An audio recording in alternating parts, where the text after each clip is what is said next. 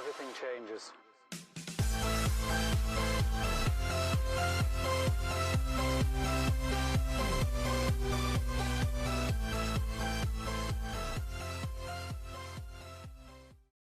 Hey, what's up everybody? Welcome into the channel today, Sunday, March 21st, 2021. And I want to talk to you guys about a topic that comes up all the time in the Facebook group as far as USPS shipping is concerned. So probably everyone watching this video knows what a flat rate box or flat rate envelope is from the post office. And so you pay a single rate for either a small box or a medium box or a large box, whichever one you're using, or the flat rate envelope.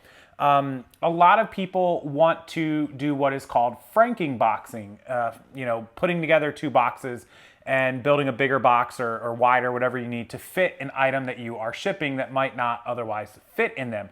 Well, the point of a flat rate box, which I'll put pictures up during this entire video, the point of a flat rate box is that if it fits, it ships. So in other words, if you have one of these boxes and the item fits into it, no matter what it weighs, it will ship for that one flat fee, hence the flat rate.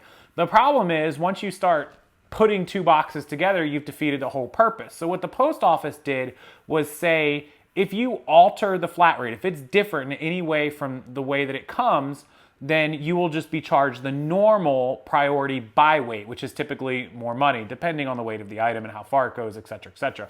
But the post office has a set of rules, which I'm going to link a screenshot of, and this is from 2016, the original one, and thanks to Brian for the links here that he provided to me. But it says if you alter it in any way, you will pay the by weight price, which we can clearly read, and it's been that way forever. And so what we see in the Facebook groups all the time is people doing this Frankenboxing or altering flat rate boxes, and there's a lot of people who don't realize or don't know that you are allowed to do that. You're just going to pay the regular by weight price.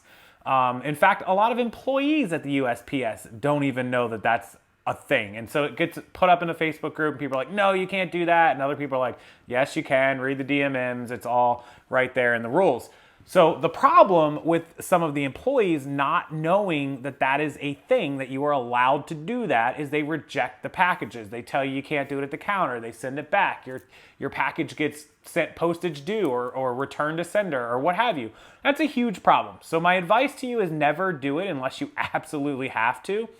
The post office has free priority boxes that are not flat rate. They look exactly like flat rate boxes. They just don't say flat rate. They say mailing box, right? They have square ones and rectangle ones and all kinds of different types. So use that one, or even better, use your own brown, plain, white, plain, whatever boxes that you have available or that you have. Don't use cereal boxes, guys. Use professional boxes. Make them look good. But there are other options better than altering flat rates, because there is a risk, even though you are following the post office rules, that it will get sent back to you, or worse, sent to your customer with postage due, which looks really, really bad, right? Okay, so now let's fast forward to 2020/2021. I don't know the exact month, but I'm going to link it up here, and I'll put the links down below as always with everything else that I link. That there was an update to the DMM. Those are the rules of the post office. It's like their list of policies and procedures. Again, I'll link it all. But the new rule says that USPS flat rate boxes and envelopes, they have a section for envelopes as well, but the box section says those flat rate boxes shall only be used to ship items at a flat rate price. Well, we know that. If you're using a flat rate box, let's say it's a medium flat rate, I think it's like $13.75 right now or something like that.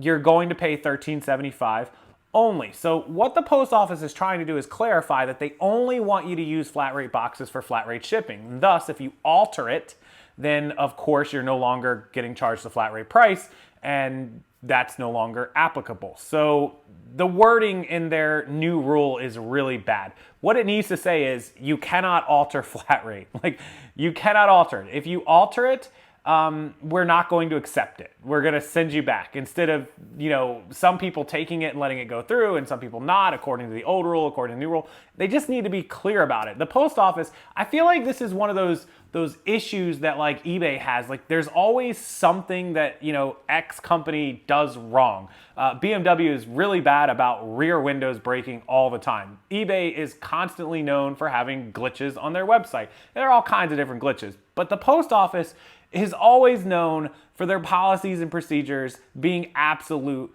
garbage. We're talking about $1 billion operation. I don't care if you call it a company or a business or an organization or a government arm or whatever. This is billions of dollars in transactions they handle a year, and they can't get something as simple as the wording on a DMN rule clear so that you know what you can and can't do. There is no reason that Facebook groups with 120,000 people should be arguing over a rule because a post office that does billions of transactions a year can't get their wording clear. Like, there's no reason a $12 billion eBay e-commerce marketplace should have a glitch of any of the glitches that we see from them. It's unheard of. That there should be an e-commerce site that is able to accept best offers with automatic payments. There's no reason that shouldn't be happening on a multi 10, 12, $15 billion company's website.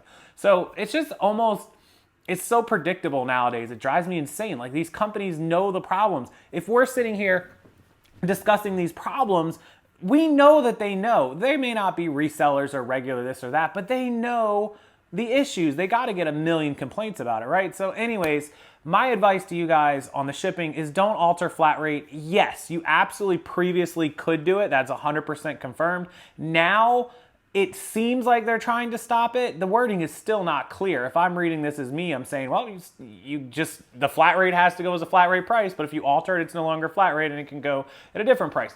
But it's clear what they're trying to do. So my recommendation is just please don't Frankenstein together two flat rate boxes or multiple flat rate things because they could get rejected or go postage due. If you want to use their regular by weight boxes and cut up 10 of those and build a big one, by all means, because it's going priority by weight no matter how you do it. But don't abuse their free boxes either, because that's going to cost the rest of us. Try to get your own boxes. The best solution is pay for your own supplies. Look, if you have an eBay store, you get coupons every quarter. Put those towards boxes. Spend some of your own money. It's a tax deduction, of course, it's materials. Just do it right, do it professionally, and then you don't have to worry about stuff coming back or stuff going postage due. So, all right, hopefully that answers the question a lot of people have. They see it all over the Facebook groups and all over Instagram and nonstop in the reseller world. So hopefully that clarifies it for everyone without actually clarifying it. Thank you, Post Office. We love you, I guess. Anyways, have a great rest of your Sunday. It's Sunday afternoon right now. Enjoy what's left of the weekend. It's beautiful spring break in Florida, and I'll see you guys again tomorrow. If you have any questions, comments, or concerns, rockstarflipper@gmail.com. My email is open 7 days a week. Comment section below, and also all of the links that are important to this channel, to reselling, to equipment, to softwares, programs, resources, and the news stories I just talked about, including the USPS's website links to their rules down below. Check them out before you go.